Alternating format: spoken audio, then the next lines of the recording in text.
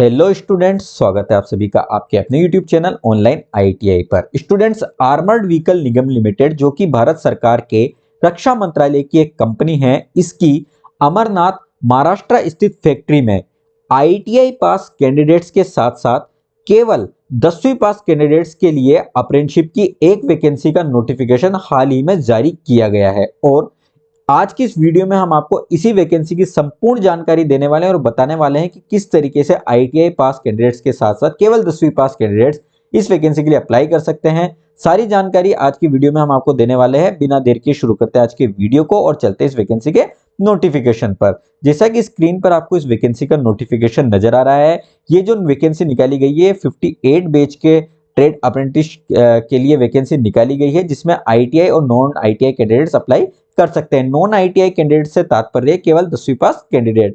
तो non ITI candidates fitter, turner, machinist, MMTM trades में apply कर सकते हैं। फीटर ट्रेड की 10 पोस्टों पर नॉन आईटीआई कैंडिडेट्स के लिए वैकेंसी है। टर्नर की 18, मशीनिस्ट की 16 और एमएमटीएम की 8 पोस्टें। कुल 52 पोस्टों पर केवल 10th पास कैंडिडेट्स के लिए वैकेंसी निकली है। इसी के साथ अगर बात करें आईटीआई पास कैंडिडेट्स के लिए, तो यहाँ एक्स आईटीआई वाली लिस्ट में आईटीआई पास कैंडिडेट्स के लिए वैकेंसी निकली है, जिसमें fitter trade, Turner trade, machinist trade, electrician trade और वेल्डर ट्रेड पर वैकेंसी निकली है।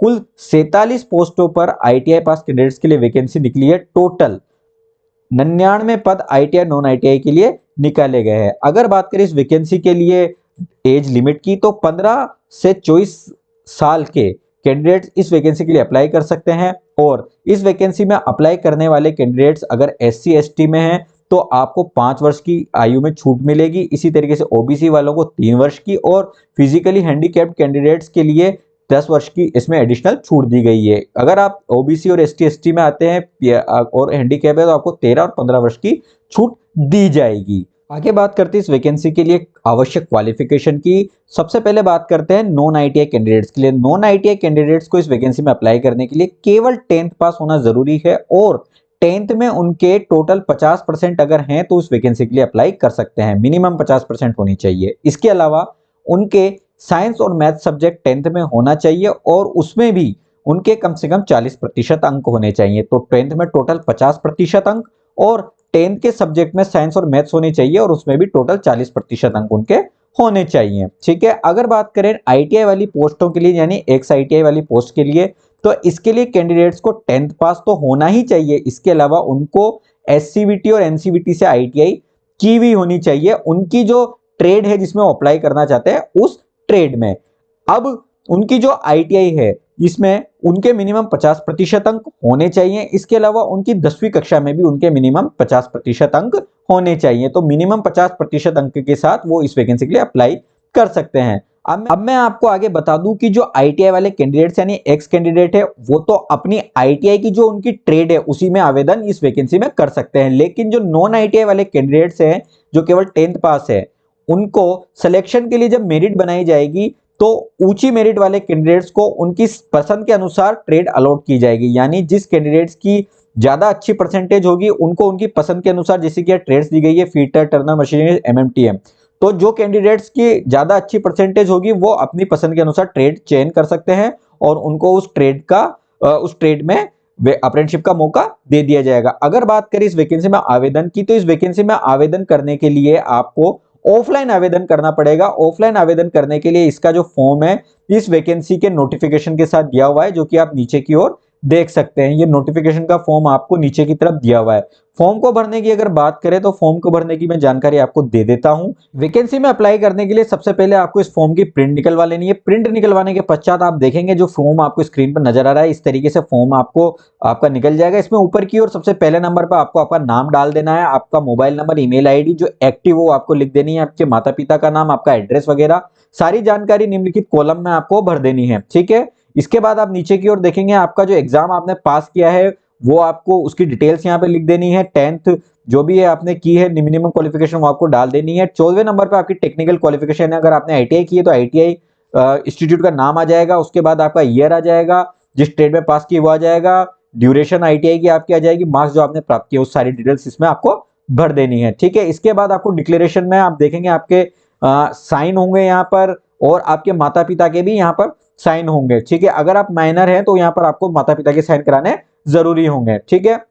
इसके बाद आपको मैं डॉक्यूमेंट्स भी बता देता हूं आपको क्या क्या अटैच करने हैं। डॉक्यूमेंट्स की जानकारी आपको आपके इस वैकेंसी के नोटिफिकेशन में देखने को मिल जाएगी, ठीक है। इसमें सबसे पहले आपको आपका आधार कार्ड अटैच करना है। आधार कार्ड के बाद आपको आपकी 10th की मार्कशीट आपको अटैच करनी है। आधार कार्ड अगर आपके पास नहीं है तो आप कोई पहचान पत्र अटैच कर सकते हैं। 10th की मार्कशीट को आप एज ए बर्थ सर्टिफिकेट की जो डेट होती है उसके रूप में भी यूज कर सकते हैं। इसके बाद आपको आपके आईटीआई की मार्कशीट अटैच कर देनी है। आईटीआई की मार्कशीट के बाद आपको आपके आईटीआई का सर्टिफिकेट अटैच करना है। कास्ट सर्टिफिकेट आपको अटैच करना है अगर आप एससी एसटी ओबीसी कैटेगरी में अप्लाई करना चाहते हैं।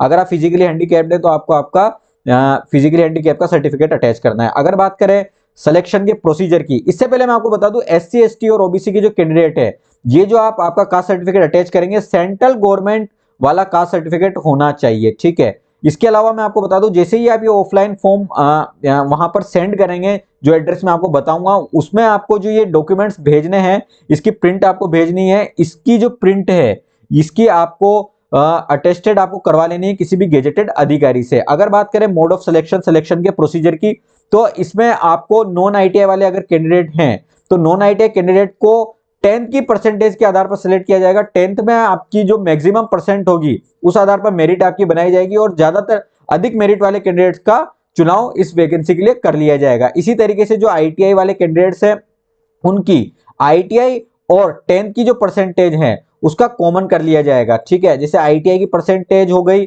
और 10th की परसेंटेज हो गई, इसको कॉमन कर लिया जाएगा और इसकी आधार पर मेरिट बना दी जाएगी, ठीक है। और इसके आधार पर ही कैंडिडेट का सिलेक्शन कर लिया जाएगा। इसमें ना तो कोई रिटर्न एग्जाम होगा ना ही किसी तरह का इंटरव्यू होगा।